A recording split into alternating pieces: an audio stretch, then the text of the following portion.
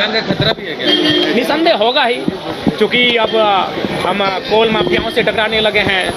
जो काम IG, DIG, SP, DSP का होता है, आरटीओ, डीटीओ, एमवीआई का होता है, वो कार्य टोल में बैठकर हम निगरानी करने लगे हैं।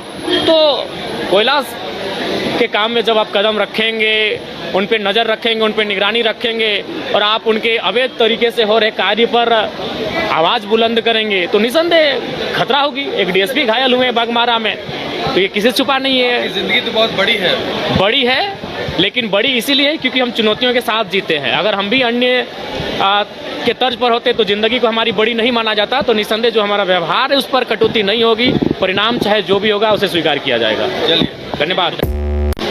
कई आयोग हैं जिनके अध्यक्ष नियुक्त नहीं किए गए हैं, तो छात्रों की समस्याएं सदैव सर्वोपरि रही है। उसके बाद आती है आम जनमानस की समस्या, और आम जनमानस जो समस्या से प्रताड़ित हो रही है वो भू संबंधित हैं। आज राज्य सरकार को चाहिए कि वो भू संबंधित समस्याओं का निदान त्वरित करे। अच्छा, आपकी अपनी पार्टी, लेकिन अगर पूछा जाए तो सदन में आप किसको ज़्यादा सपोर्ट करेंगे? देखिए, ये सदन में जो कार्य होंगे, सदन में जो विषय सामने पटल पर रखा जाएगा और उन विषयों का आकलन करेंगे परिस्थितियों के आधार पर, जनता की सोच के आधार पर, उसके बाद ही तय करेंगे कि उस समय उस नीति का समर्थन हमें सरकार के साथ करना है या विपक्ष में रह के खड़ा होकर करना है। जयराम जी का योगा कर रहे हैं गुस्सा पर काबू पाने के लिए। नहीं, देखिए, आप समय को नहीं जीत सकते हैं।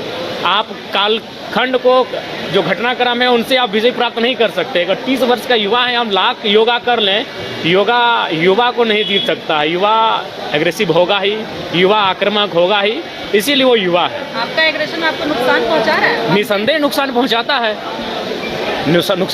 है, लेकिन उस नुकसान से ज़्यादा फायदा पहुंचाता है। तो इसलिए तनी मनी नुकसान से हम लोग परवाह नहीं करते। सवाल अगर मुख्यमंत्री हेमंत सोरेन से अगर आप बात करने के बाद बात करेंगे, किस मुद्दे को छेड़ेंगे राज्य के लिए? क्या इस पर समाधान होना चाहिए? जी, सबसे पहले तो हम चाहेंगे कि स्थानीय नीति बनाई जाए, और चूँकि उनका घोषणा पत्र में रहा है और हमेशा उन्होंने भाषणों में इस बात को कहा है, तो सबसे पहले 1932 के खतियान के आधार पर तथा अन्य विकल्पों के आधार पर झारखंड राज्य में एक सदृढ़ सटीक स्थानीय नीति बने, जिससे इस राज्य को सुरक्षित रखा जा सके। जयराम जी,